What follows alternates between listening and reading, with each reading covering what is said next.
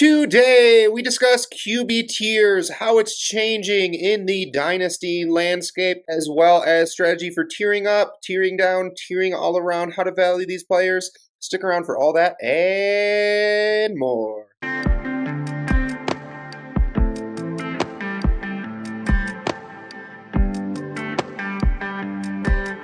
And welcome into the Dyno Construction podcast. Good to have the group together. Missed you guys. Going to be fun to discuss QBs here today. I loved your rookie mock draft video, especially the 2026 rookies, that you guys put out recently. If you haven't watched that one, we'll put in the episode description below. Anything else I missed, guys? What's going on? The only thing you missed was a couple of awkward shows where we didn't have anyone guiding us. Actually went pretty smooth though.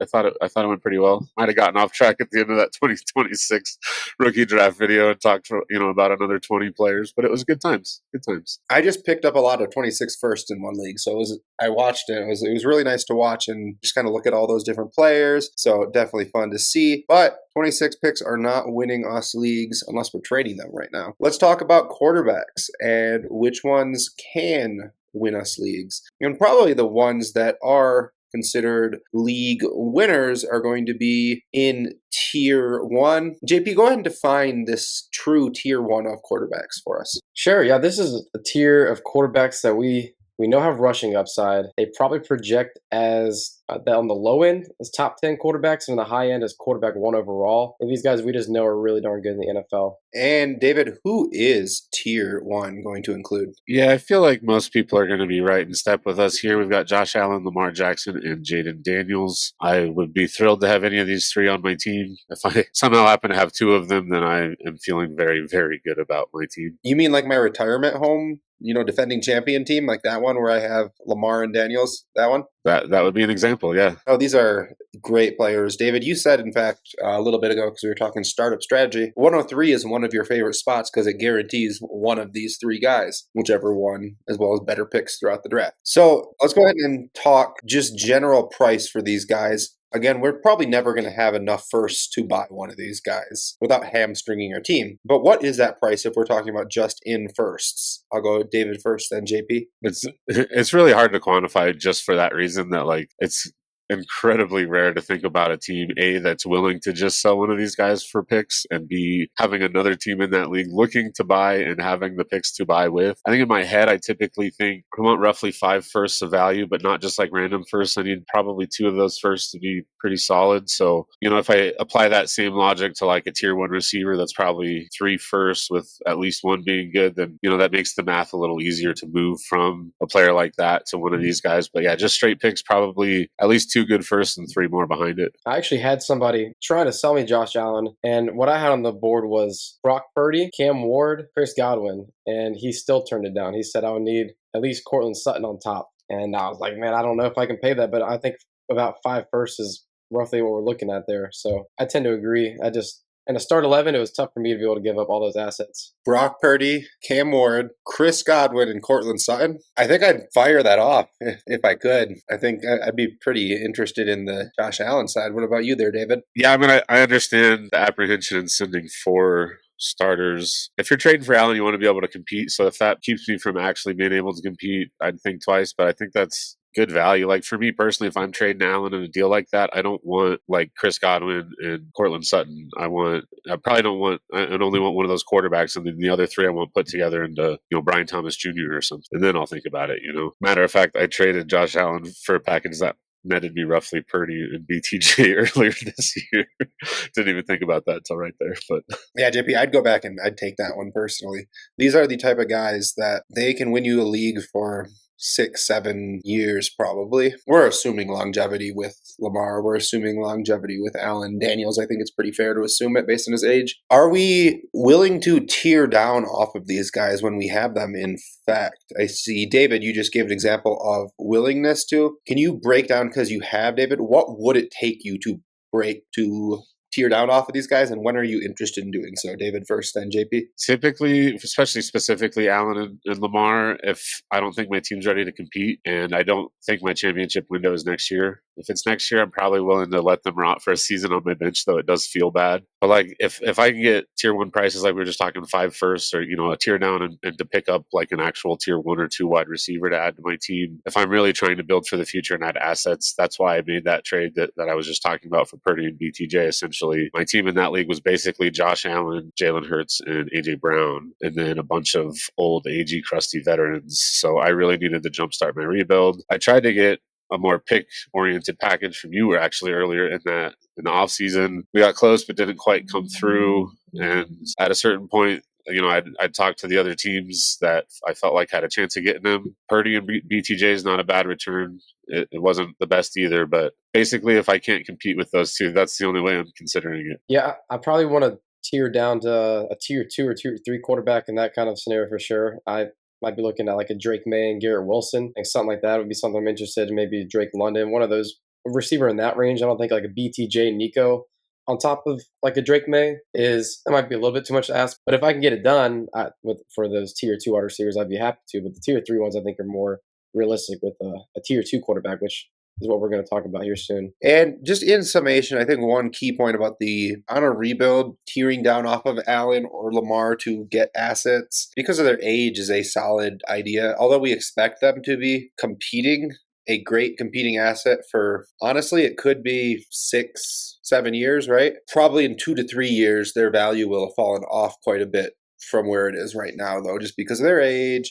They're a running quarterback. We care about that, yada, yada, yada. So I think on a rebuilder, I'm looking to move off those guys. Not cheap, but definitely willing to move off of them and split the asset. Do we feel different? David, I don't know if you have any Daniels actually across your portfolio, but if you had him, would you be willing to hold him through a rebuilder, or are you trying to capitalize on that production and split the asset still? Sadly, he is by far the best player I don't have on any roster. I loved the receivers last year in that range. I also didn't have any 102s or 103s. That's where Daniels went last year, right? Caleb and Marv. So I'm willing to hold him. I'm not in a rush to sell him, but if I'm rebuilding, I'm looking for extra assets. I'm always willing to trade anyone on a rebuild. So, if someone comes to me with one of the other quarterbacks from last year's class and, another high-end wide receiver we really like or something, value's just too good to pass up, sure, I'll do it, but I'm not like actively trying to move him. JP, how are you approaching Daniels on a team when you're looking to rebuild? Would you be willing to hold him through a rebuild as well, or are you looking actively to split him? I think it just depends on what the best offer I can get is. If it's something I'm comfortable with, I mean, if I can go down to a tier 3 quarterback and get 2 firsts on top, I think that might be worthwhile because I still maintain youth, but I'm probably going to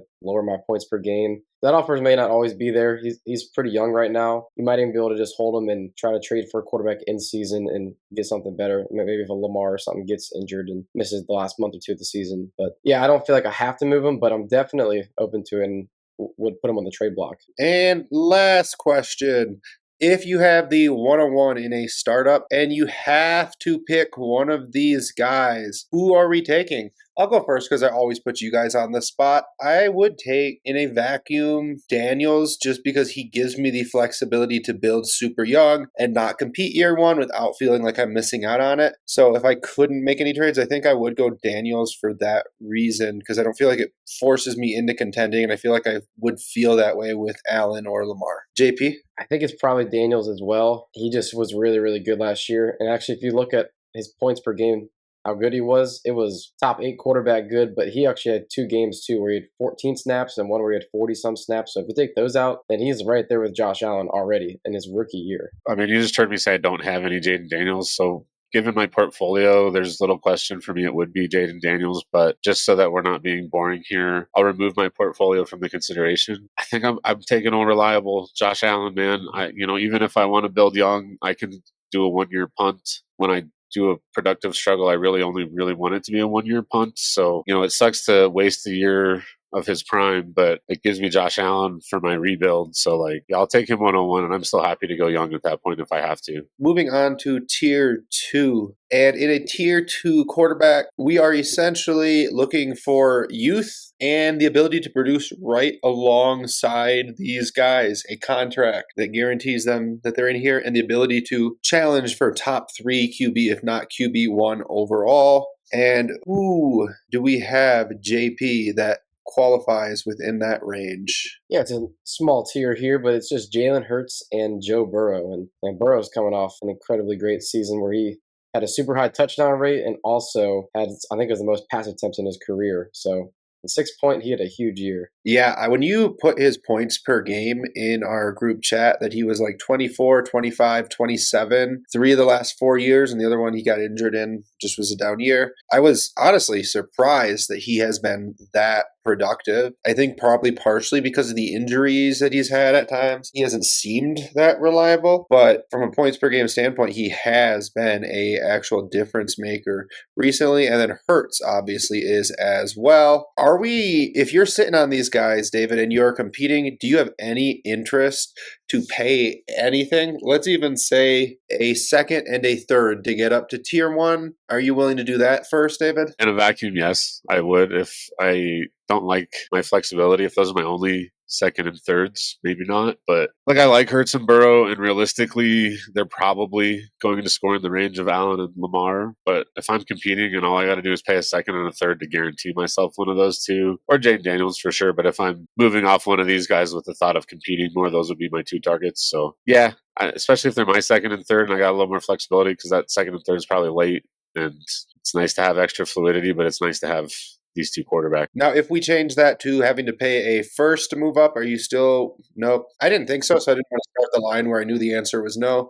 2 seconds, David? Probably not there. That's starting to get to something that you could actually buy a value with 2 seconds, you know? Are you willing to take Hurts or Burrow for one of your Allen shares if all you're getting added onto it is 2 seconds? Well, team dependent, but I'd ask for more if they came to me with that offer. Try to do like a 1-2 swap maybe. JP, any differing opinions on any of those stances? No, I don't think so. It's the second and third is not. I think it's definitely palatable because, I mean, Lamar, he scored 30.1 points per game last year in 6-point formats, and Hurts had like 23. But Hurts is younger. We've seen. I think they're probably going to pass more this year, but no, I agree with what David's evaluations were there. And we have seen Hurts be a difference maker multiple other years before last year. Last year was a down year, and if 23 is a down year, that's a pretty safe quarterback right there. And if you're holding these guys, are we interested in holding these guys on a rebuild? And JP, I'll have you answer for both players individually because I think the answer should be opinion and market sentiment-wise different. Yeah, I think with Burrow, I think he got pretty good longevity, I think, because he doesn't rely on his legs. And Hurts is a little bit younger. So I just don't think that they have that much room to go up. I just think that Joe Burrow, his upside, this is kind of his upside where it is. I think that he can come down a little bit. He seems to be a little bit of an outlier, but a lot of the quarterbacks that are just relying on their arm, they're not really getting those top 5 seasons all that often. It's pretty just touchdown rate dependent. So I think I probably would look to move him. Not trying to sell cheap or anything, but I think both of them I'm open to because I think Hurts is a good quarterback. I don't think he's great. I think that if he doesn't have those elite weapons around him in a couple years, that maybe it might hurt him a little bit. But yeah, I would explore it. I think both of the I would take all the offers that I can get and see if there's one that I like enough. But I'm not too motivated, but I'm sort of motivated too. Kind of like JP said, I'm okay moving them, and I might even explore some trades actively, but neither are that old. Unless it's like I'm taking over an orphan that was really bad, or I just had a terrible startup and I really need like a couple years to get my roster back to good health. Maybe then I'd be a little more motivated, but 26 and 28 Hurts and Burrow respectively. So next year, the year after is my championship window, something like that. Like I said earlier, I'm not super motivated, but yeah, if you're going to give me like a 1-2 swap to go to Caleb or Nix or May or something like that, or first maybe to go down to like Purdy or something, I might be interested. It'd probably depend on the first, but I think in a rebuild, you're always open to different creative ways to add assets. So I'm not going to say no, but I'm okay holding them too. JP, I want to ask you because I feel like you'll have a stronger opinion on Hurts. I know you think he's kind of mediocre as an NFL quarterback. Is that kind of correct? I think as a passer, yeah, it's just the athleticism really bumps him up to above average. Yeah, so last year, and even this offseason, I think we're seeing just some kind of negative sentiment around Hurts a little bit. I've seen him drop 107, 108, 109 in startups. I kind of was surprised that coming off of winning the Super Bowl, he has the job security, and now he's won a Super Bowl. I know it kind of was Saquon Super Bowl a little bit. Saquon came there and got him over the hump, right? But I feel like he's gotten a little bit more of that long-term security.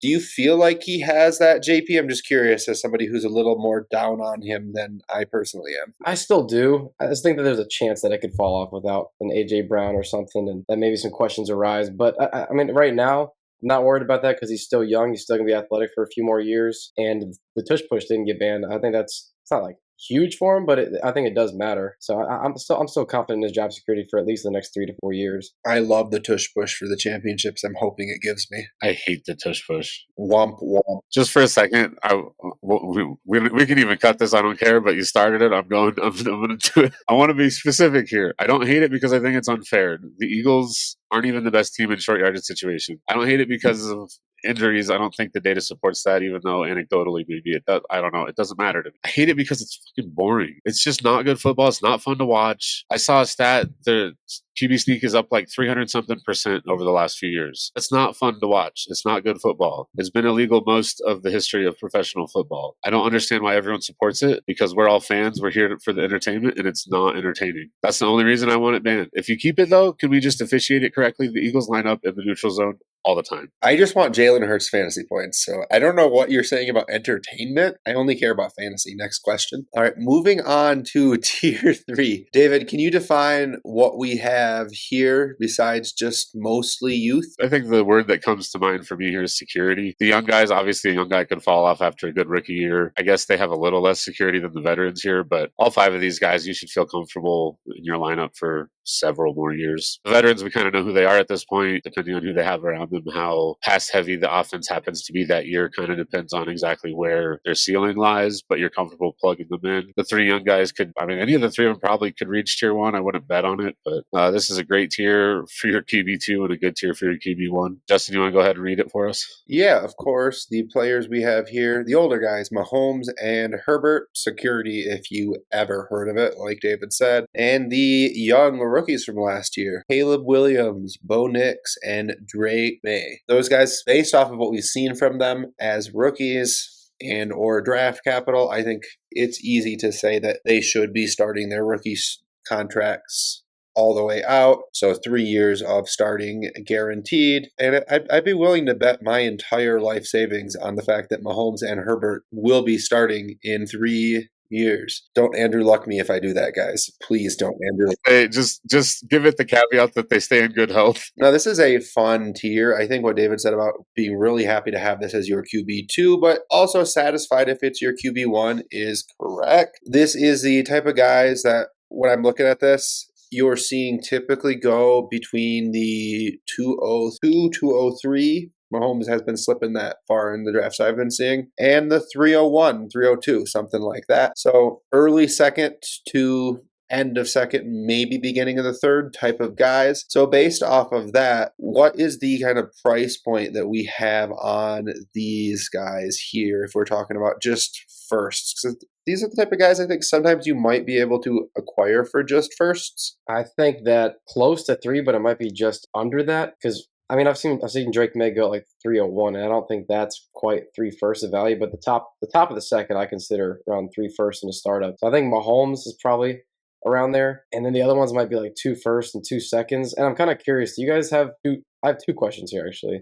I think are interesting. I think the second is more interesting. But do you guys have Mahomes as QB6 because of we've seen some upside and we know how good he is for the long term? I think push come to shove, I would take him at QB6. Yeah, I'm happy to go anywhere in this tier, but if I had to take someone at the top of it, I think that's who it would be. Justin? Yeah, it's just the old adage of I don't like picking at the top of tiers, but if you make me, I would take Mahomes. Partially because of the fact that he can do it, but most of it's just the name, to be honest. The name still carries weight, even if people are dropping him. And I think we all know he's going to be starting for 7+ more years at least. Until he doesn't want to start, basically. So then that leads me to my second question, and I think this might be different for all of us, maybe. But who is your QB7 then? I'll start with David because I think I know yours, Justin. I think they all have a really strong case. I really like the situation he's been put into. I think the hype from his entire career leads to some more insulation. I think Caleb Williams has all the stars starting to align for him, and that sucks to say as a Packers fan, but it really does feel like it this time. Bears fans, you might actually finally be a good team. Hopefully that makes the rivalry fun again. But yeah, I think I'm going to tip my cap to the Bears in the situation they've put Caleb Williams in. I think I'd take him at 7. Isn't rivalry a little bit strong of the word to talk about Bears-Packers? No, because I feel it still, It's always in there. Doesn't matter who's good or bad. It's a rivalry forever. That's fair. If you are correct, I would be going Herbert still here. I know that for fantasy, he's had some more down years. I feel like between Harris, McConkey, maybe they'll have something at tight end with Gadsden, and having Hampton, a reliable guy that he can drop passes off to like he could to Austin Eckler. I don't think he's the pass catcher Eckler is, but I think he's very reliable as a pass catcher. So I think he's got the weapons around him, and I think we're going to see a series of top 12 QB appearances for Herbert with some upside if he hits touchdown variance. Justin, do you know who my QB7 is? Drake May. Yeah, I mean, it's because he's that Konami guy. Every evaluator that I've heard, they think that Drake May was very impressive as a rookie. He had the second highest scramble rate in the entire league last year. He had 407 yards on scrambles, and he had 421 yards rushing total. So they didn't give him anything that was designed on the ground at all. And I've heard that Josh McDaniels, that he's going to give him more of that. Like, he not to the level that he did with Cam Newton, but he had that season with Cam Newton where he was designing a lot of runs. But he also is he's the youngest guy in this tier. He had the PFF's worst ranked offensive line, probably the worst weapons in the entire league. And even still, when you look at his games where he played 80% of snaps or more, he did outscore. Got close to Mahomes, and he outscored Caleb and Justin Herbert. So I think that's really impressive when you had arguably the worst circumstances in the league last year.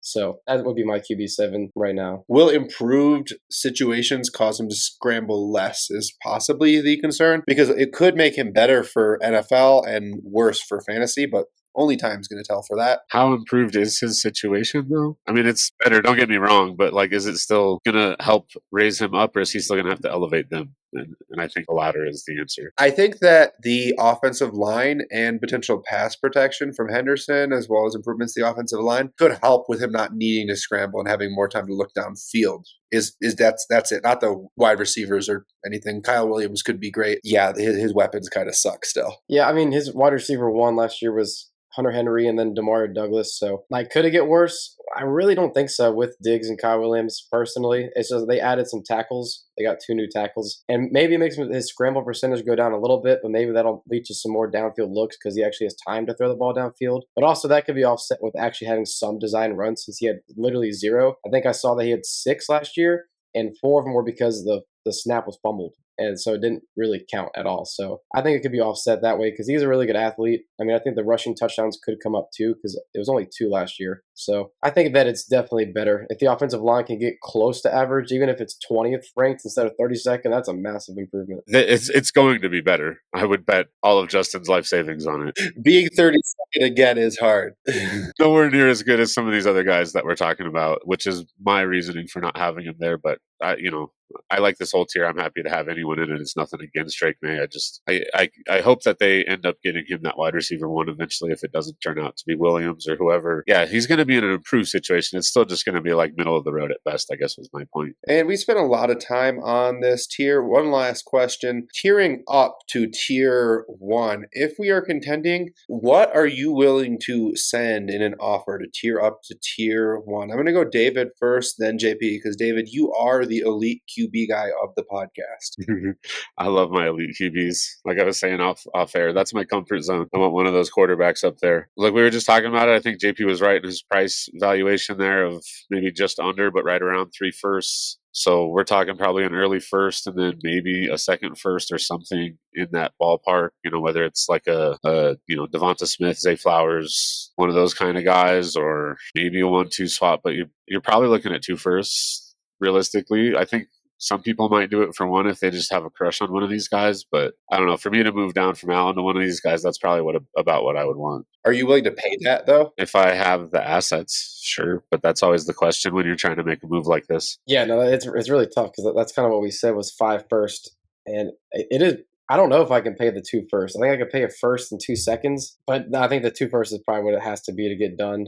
I don't think I would do it if one of the first is early, if I know that for sure. But it had to be like two random firsts, and I feel like that's what I need from the points per game perspective. I mean, it makes sense because these guys were looking at like 18 and 19 points per game range, and the other guys are, well, I guess I don't know if you have it for 4-point here, David, or not. But anyways, the elite guys, they're like 5-6 more points per game. So I can understand why you would pay that. But yeah, last thing before we move on this tier, I just want to shout out Bo Nix though, because from week 5 on.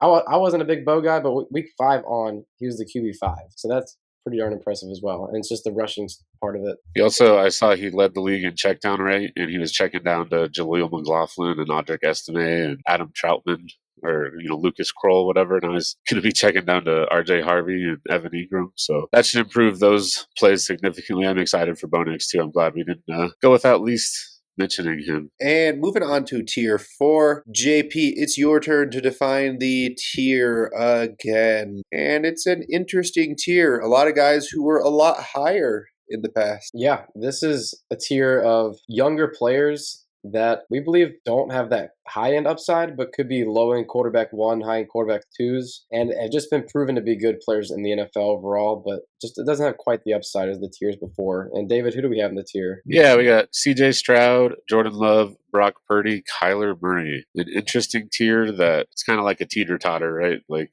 these guys are right in the middle. Are they going to go back to the elite side, or are they going to come back down to the, career middle tier kind of guy? I like buying into this tier personally because I think they're all cheap and they all still have upside. Definitely it makes you a little nervous because they could all flop. Yeah, flop is a strong word. Be irrelevant for winning championships, essentially, is more likely probably what you mean. Be replacement level, right? No longer core players, I guess would have been a good way to put it. Yeah, they could turn into, I don't want to say Derek Carr because it's like, or Kirk Cousins because Goff. Yeah, Jared Goff. Yeah, that's a good analogy. They're all right there on the Goff line, And we see Love. He's had rushing upside. Purdy has had enough rushing with touchdown upside. Kyler's had enough rushing upside. To me, Stroud is the only one we haven't seen scramble enough to feel confident in him. I only have one share, and I would move him for any of the other guys in this tier. I'd happily pay a second to do that. Would you guys be willing to pay a second to move around in this tier if you have a preference, or do you not have a preference, David?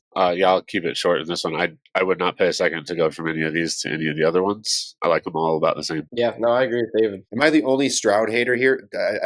I would pay a second to go from him to any of the other guys in this tier, personally. I mean, if you just got to go back to look at his rookie year, and he was pretty darn good his rookie year. I know it's not like top 5 quarterback upside, but actually his points per game as a rookie wasn't terrible. I just think that this situation this past year with all the injuries, the offensive line, and the penalties, it was just really bad. But looking back at 2023, he was QB8 in points per game, which, it's not super difference making, but QB8, that's still pretty darn good from a guy his rookie year. So I still think that his upside is just as much as Love and Purdy, and he's just a little bit younger. I kind of want to bet on him in some situations. It feels weird doing it, and I don't know that I wouldn't tear down from tier 1 or 2 unless it was a hefty price, but I could see tearing down from, the Caleb May Nix into this tier for like a first-ish. I might have to give something, but honestly, probably not. I think a first is a fair price, and I think I would do that. But yeah, I like betting on these guys because they all still have that upside. I don't want them as my QB1. I can't have them as my QB1. You don't mean like top 5 quarterback upside though, right? Is it more like mid QB? Probably not. I think Stroud with his age and the hype he had after his rookie year, I could see approaching that, but I don't think any of them have that realistically. But I think moving up to tier 3 comfortably, if they can prove that their high end is actually more consistent, Yeah, it's a interesting tier. I personally have a decent amount of Kyler, decent amount of Love. I have no Purdy. And I think he's pretty solidly cemented here with that contract extension. Are we willing to move down to a Goff type of player, a Mayfield, Lawrence, Dak Prescott, probably less upward mobility because those are probably the low end range of outcomes on these guys. If we can tear down for a couple of seconds to one of those guys, are we smashing that? If I'm competing, I think the points per game is about the same, so I don't mind taking the extra assets, but I don't know, a couple seconds isn't super exciting, so I'm not going to say I would always do that, but I'm interested.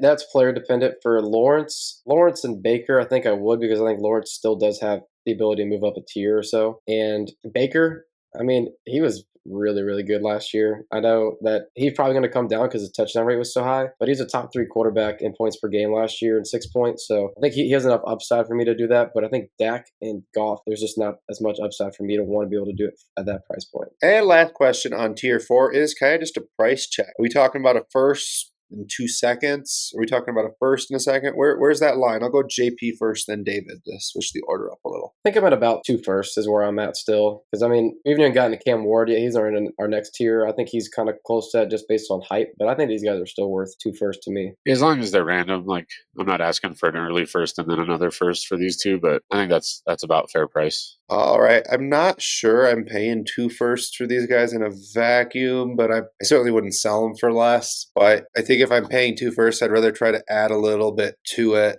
and get up to tier 3 personally. So just not a tier I'm looking to buy for liquid price. Probably more interested to tier up to this tier from guys below it potentially or down. But I agree. I think just to add to that, like if I'm tiering up, I'm trying to aim higher. But if I'm tiering down from tier 3, this is my first stop before I look to the next tiers. yeah, and sometimes maybe you're trying to tier up from Penix because you're competing, so you try to tier into this, or JJ McCarthy because you're competing, so you try to tier up into this, for example, because everybody above it, you've knocked on all those doors. But I do agree with you that this is not my first thought of tiering up to a guy. Moving on to tier 5, it is my job again to kind of define this tier. Mostly I'm looking for upside. There are 2 key sides of the upside here. One is genuinely unproven, hasn't played a snap in the NFL or has only played 3 or 4 games. The other one is could be QB1 overall. Unlikely, but we just saw that type of upside. Or just got a new offensive coordinator, new wide receiver, round 1, shiny new toys. Upside is key here. And who are these upside guys if I haven't already given away JP? Yeah, the guy with the shiny new toys is Trevor Lawrence there. And we also have JJ McCarthy, Cam Ward, Michael Penix, and Baker Mayfield here in this tier. It is a fun tier. First thing I'm going to do so I don't forget is just kind of price check this tier at the 105 this year. Just tell me 105. Tell me the players that you are taking over the 105 if there are any in a vacuum, David. I think I would take all but one over the 105, and I do not believe one of these guys belongs here, but the market continues to put him here, and that's Michael Penix Jr. I didn't think he was that great of a prospect coming out. He had 15.2 points per game in 3 games as a starter. That includes a 26-point game against Carolina's awful defense last year. I don't know what he's done to make us believe that he has hit. It feels like people think he's already hit as a prospect. Like, to me, he should be a tier or 2 lower. So I wouldn't pay the 105 for him, but the other 4 guys, I mean, Cam Ward at the 105 is pretty much where I have him. Like, I could see taking him as high as the 102, but yeah, you're happy to trade the 105 for Cam Ward, I think. So yeah, 4 of the 5. That's my answer. Same question, JP? I think I might be about the same, but I take Phoenix over the 106. I don't think it's like that drastic. I understand where you're coming from, David. You could say he had slow improvement, though, because, I mean, 7 points, 12 points, 26. I agree. I think the value has to come up from what it was like 203 or so last year, just because we know that he is starting now when we thought it might be a 3-year waiting plan. Well, that's why he's got a value bump. And it's not like he looked too bad in his games. He's a little bit inaccurate at times, but he's aggressive pushing the ball down the field. We've seen his offense be pretty good. But yeah, he doesn't have the rushing upside, so I definitely understand. And also, we don't know for sure that he's good. It's just that this tier is that unknown. Like, okay, let's see what these guys can be. Yeah, but we don't know what JJ McCarthy or Cam Ward is. To some level, we don't know what Baker Mayfield will be without the same OC there. I know they're trying to keep things in-house. And we don't know that Trevor Lawrence will step up with Baker Mayfield's old OC. So a lot of question marks for all of these guys. For that reason, for those question marks, how aggressively are we trying to tier up off of this tier, especially if we're contending, I'm going to say sans Baker Mayfield? I'm glad you said that, because if you said contending and didn't say that, I would say if it was Baker, not aggressively at all. But I kind of feel that way with Lawrence too. Like, I like his situation. I'm ready to let it play out. If he's my QB2, I don't necessarily need to use extra assets to upgrade that. I understand trying to tear up off one of the young guys to maybe something a little more known, a little more consistent. But like, they're in good situations. So if these are your QB2s, especially if you have a decent QB3, like you got Geno sitting on your bench or Sam Darnold or something, I'm almost willing to just let that ride out and see what happens. Now, if you're really counting on this specific roster spot to give you points, you don't have a backup plan, I'd probably pay a second to move up to our tier that we just said we don't really want to tier into. But I think in that situation I would. Yeah, I wouldn't say aggressively, because I do like the mystery box and the upside personally. I know that safety is good. But if I'd pay a first to go to the tier 3 quarterbacks, but I don't know if I'm aggressively doing anything more than that. I might because I love some of those players like Bo Nix and Drake May. I love the rushing upside there. But yeah, it's fun because I mean Trevor Lawrence. We saw what Liam Cohen was able to do with Baker Mayfield. Now he's got two really great explosive young receivers. I think that's exciting. JJ McCarthy might have the best situation, probably a top 5 situation around the league, I'd say. And Cam Ward, I think that I would be aggressively trying to move him if he's my QB2. If he's my QB3, I'm fine with it because we know that rookies, they hold their value year over year. I just pulled up my tweet about it last year. I've referenced it a couple times, but since 2018, when a quarterback coming into his rookie year with a top 100 startup value in year 1 versus year 2, they maintain value 16 out of 19 times since 2018. And I mean, last year, we're 6 for 6 on that, on maintaining or improving? 5 for 6, but I don't think we care about Caleb Williams' value drop. Well, I think you consider it as maintained because he might have gone from the 110 to like the 203 or something like that. Or actually, that's less than the 110. Yeah. Anyways, I think he just about maintained. It's less than a round that he's dropped from startups last year. So shoot, if that tracks, then instead of 16 for 19, then we're at 22-25 maintaining value. So that's a really good rate. I don't think Cam Ward has the upside to be a league winner this year because he's not super mobile and he doesn't have a great situation. So if he's my QB2, I'd aggressively try to, but QB3, I'm fine with him. No, it is pretty comparable for me on how you feel about these guys. I love what David said about if I can afford to have that mystery box just sit there and start a Geno or a Stafford, maybe I can pay a little bit.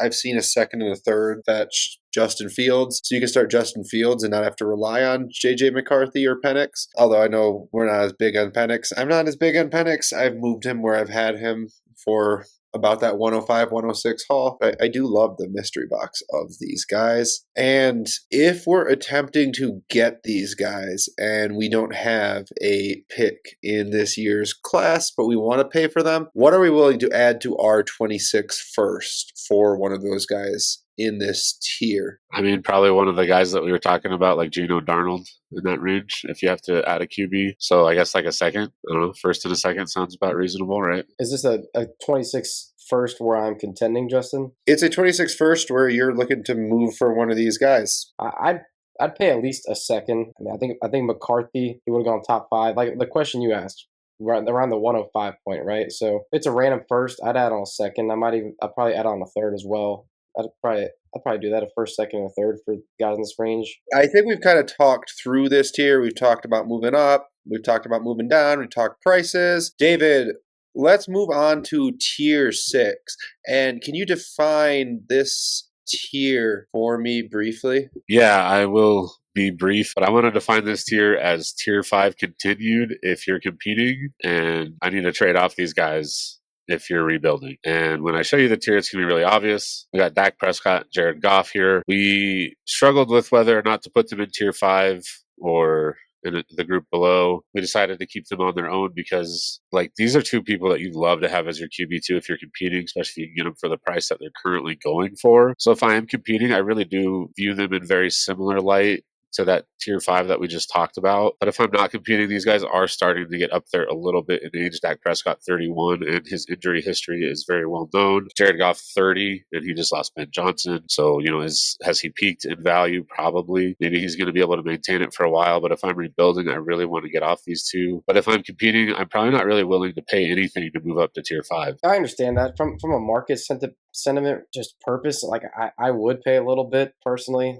Like Baker Mayfield, you look at him versus Goff, they're around the same age. They both had it to where they had offensive that just exploded. They had top 5 offenses. They scored a ton of touchdowns. But one guy in Baker was able to have a top 3 output. Goff in points per game was QB7. And that's because he's averaging 3.3 rush yards a game. Baker's at 22. So I think just a little bit more mobility and a little bit more upside from Baker puts him in a tier above for me. And Dak, I think with Pickens there, it is pretty exciting, honestly. So we've seen him provide a lot of low-end QB1 seasons, but still with the age thing, the market sentiment isn't there. His value is declining, and you can't really move him on two rebuilding rosters. I mean, same you could say for Baker, but like I said, he's just got a little bit more upside than these two. We also did discuss whether or not Bryce Young belongs in this tier. After we made the graphic, because I'm bad at replying, we said we probably would put him up into this tier. JP is a little bit lower. David and I are a little bit higher. For what it's worth, we'll discuss him more when we get to tier 7. But as this tier looks, I think it's really wild because Goff in this tier probably costs you the 106, but you might be able to get Dak for the 111. So within this tier, do we have a preference for just whoever we can get cheaper out of these guys?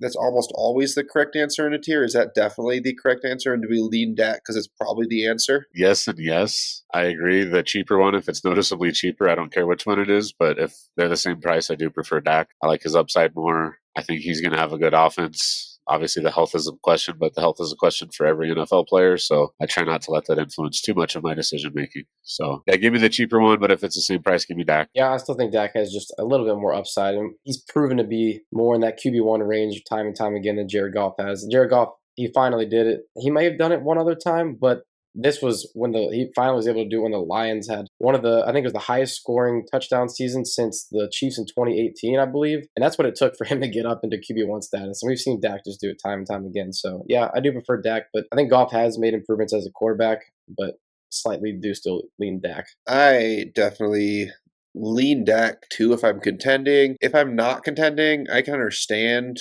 preferring Goff just because he's going to be okay for a while. But also, if I'm not contending, I'm going to try to turn Goff into Penix or JJ McCarthy or somebody in a tier below this. So yeah, I think we're all kind of in accordance there. If we're contending, are we looking to tier up off of this into how high would we have to get to feel better as a quarterback? Would we have to try to get to tier 2 to know that we have better production for sure? Yeah, I mean, I like JP's case about moving to Baker. Like for me, if it was a third to move to Baker, I'd do that. But to feel better about the production I'm getting, I'm not going to be willing to pay the price. But tier 3 is probably going to put up very similar points per game to these two. They're just a little younger. Mahomes, maybe not. Mahomes is Mahomes. So yeah, that's why, like I said, if I'm competing, I'm just going to chill here. I don't want to pay that price.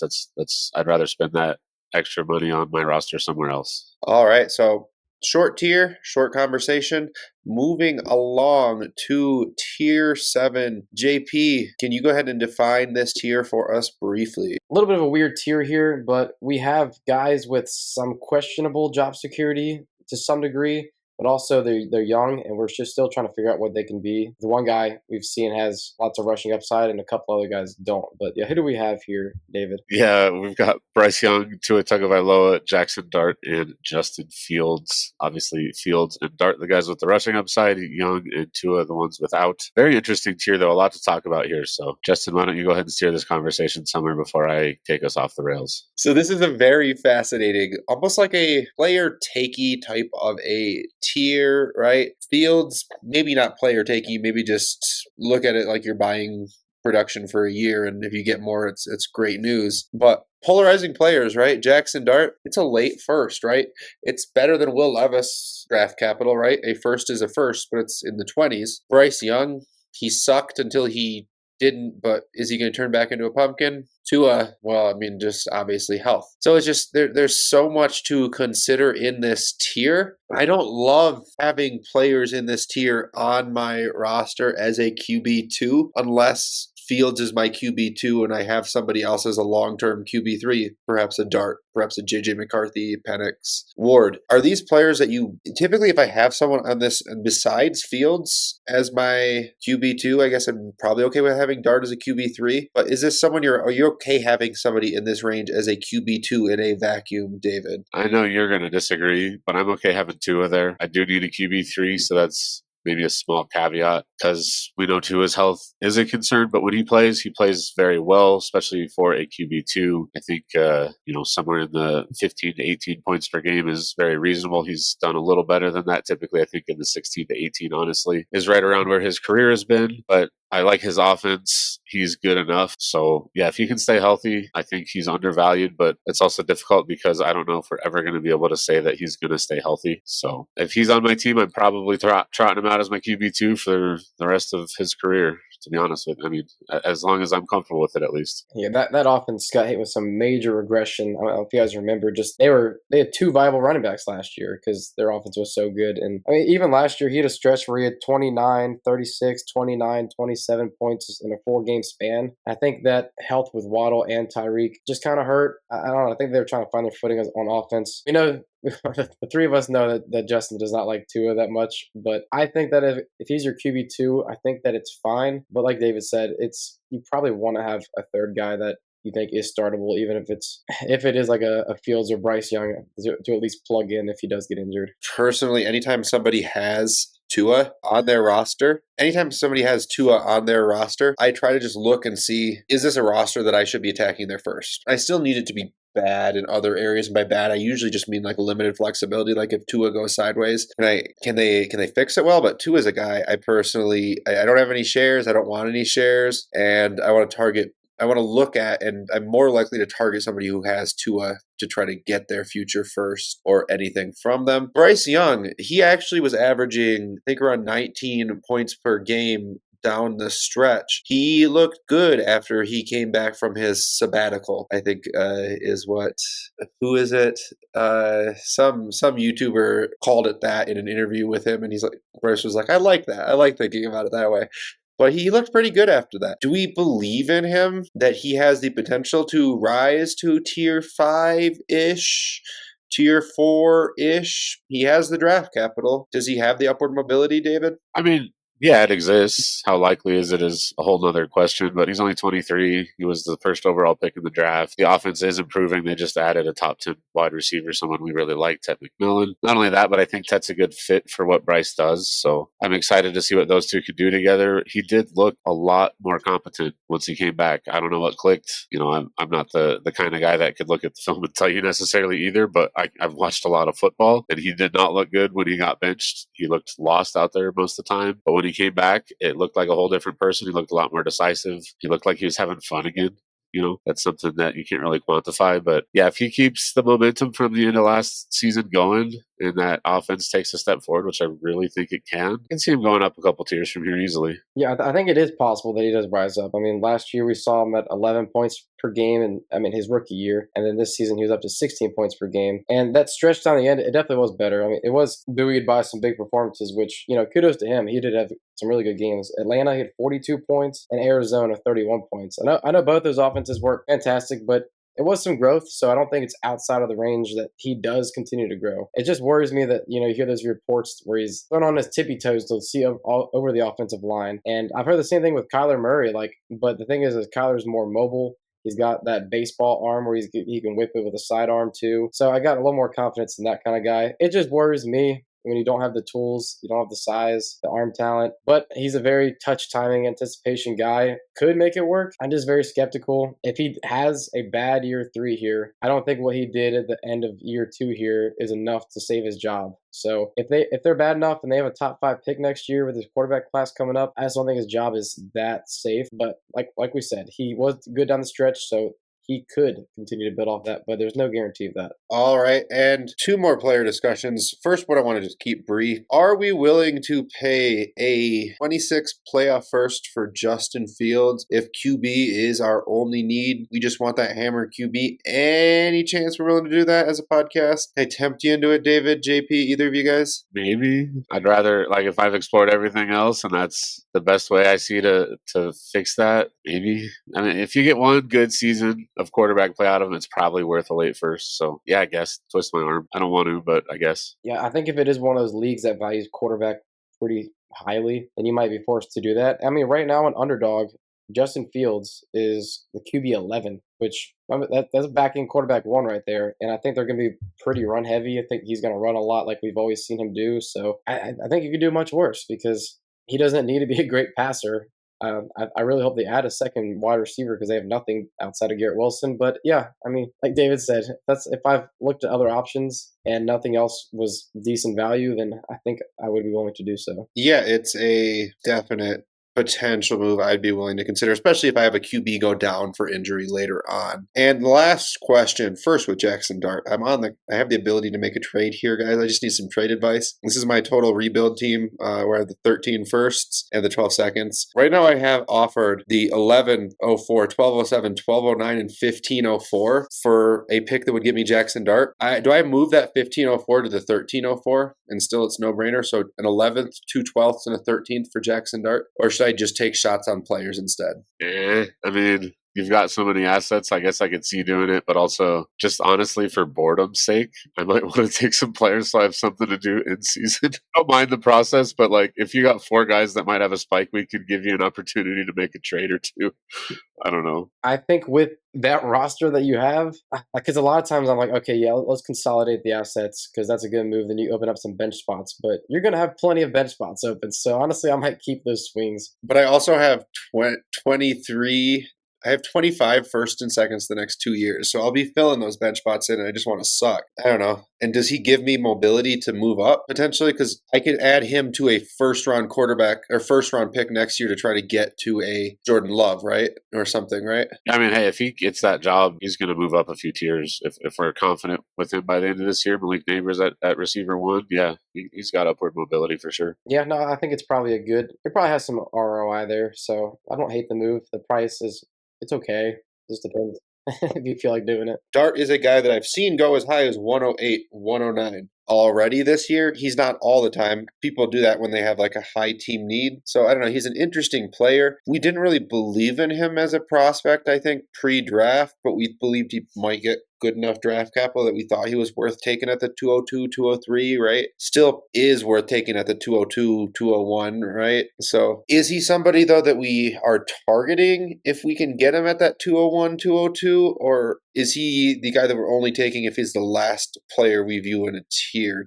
How are we kind of approaching him? I do think if he's probably the last player in a tier, in my opinion, because I just don't think he's going to be ready to play year one, and he probably will have to play year one. Like you said, Justin, I don't really believe in the talent all that much. But also, I try to weigh that, like I said, there's probably going to be a little bit of ROI there. It's just a matter of if I can flip him. I don't want to be forced to hold him when I don't believe him. I mean, I think from my experience, that last year is what Golden, Johnson, Caleb Johnson, and Jackson Dart, roughly. If I need a quarterback, I'll take him over those guys. If I don't need a quarterback, I'll probably wait. So it's just roster dependent. But yeah, I'm comfortable taking him there. No tight end premium. I'm even comfortable taking him over the tight ends if I need to. It's an interesting tier. Definitely players we want to roster in different situations. Other tiers had themes. This tier was just, these are kind of the guys that are left that we still think have some value. Tier 8, I think we kind of just define it as we expect them to have a starting job. Minus one guy who is weird, but just guys that will be starting. And who are those starters, JP? We got Geno Smith, Sam Darnold, Matthew Stafford, and one weird one that you mentioned is Anthony Richardson, the guy with some upside left, right? But no job security. Not much job security whatsoever. So these quarterbacks here, first of all, let's just go with like a price point. A single 26 second, are we paying that for? Let's just go down the line. Is there anyone you're not paying that for, David? If I'm looking to turn my second into a quarterback, I'd do it for any of them. Well, I'm not as confident in Richardson starting, so if I'm specifically looking for a quarterback too that I'm going to plug into my lineup, I might not do it for Richardson yet. But yeah, if I just got a second and I'm like, man, I could use an upgrade at my quarterback position, but I don't really need him on my starting lineup, yeah, I'll do it for Richardson as well. I'd do it for any except for Stafford, I believe. I think it could be his last year, and I don't really think he's going to be much better than replacement level. I mean, last year, his points per game was not good. But they do have Devontae Adams there now, and that could help some. Do you prefer Stafford or Wilson? Add Rodgers too, JP. Do you view him as comparable to those guys, or is he clearly above those guys to you, JP? I think that he is above them. I think Russ might only be like a 5 or 6 game start, so that's really going to hurt if I need a start spot in the playoffs. And Shuck could just suck. So I can understand if you valued Shuck like that based on draft capital and everything, but like David has alluded to, I think he probably sucks. He could just shuck his way out of a job. All right, and so if we are sitting on these players in our QB2 spot, let's look at, say, Darnold, Geno. Stafford is our QB2. Are we okay in that situation? Say we have like a Jackson Dart, we have a Anthony Richardson even behind them, somebody who's like questionable. Are we okay with those guys as our QB2? Or are we actively looking to improve that if we are sitting with that and we are contending? I would say if my QB1 is one of our top 5, I'm okay with that. If my QB1 is lower than that, then I'm actively trying to upgrade my QB room in general from whatever spot that comes cheapest, whether it's my QB1, 2, or 3. Yeah, I would certainly explore it if they were my QB2. I think Geno, I think his situation's pretty decent with Jacoby Myers, Brock Bowers, and having a pretty good strong run game where they can open up the defense. Darnold, I just don't know with Seattle. I think they kind of adjust JSN because I think Kupp is washed up. He kind of scares me a little bit because I think his job security could be in question come week 10 or so. So I wouldn't be super comfortable with him as my QB2 either. So I probably would try to, unless it's Geno. I feel pretty locked in with Geno. I think he at least has some upside. Yeah, it's going to be interesting to see how the actual offensive changes for those two guys play out. Geno and Darnold sweeping offenses, but I do think we expect both of them to be scoring somewhere in the neighborhood of 16 to 18 fantasy points, and if we get more, we'd be happy. So replacement level, and if we get more, we'd be happy. But I would probably take the bet that, well, I don't know. I was about to say I'd probably take a bet they outscore Stafford, but Stafford is the only one with a situation that is still the same, which we usually like the same situation, especially for quarterbacks. So all in all, an ugly tier. Plenty of other names we could mention, like we said. Russell Wilson, Shook, Jameis Winston. Is he worth mentioning? Yeah, this is a lot of guys that we are not so interested in. Who knew that happens as you go down a tier list, guys? It gets uglier. But definitely a place for all of these guys, as well as some that are not on the list. Please let us know in the comments below. Anybody you disagree with, anyone that you think we missed, etc. at all. Thank you for joining us for another episode of the Dyno Construction Podcast. We hope you found this as helpful for you as it was for us. Please remember to like and subscribe wherever you listen or view. And from all of us here at the Dyno Construction Podcast, until next time.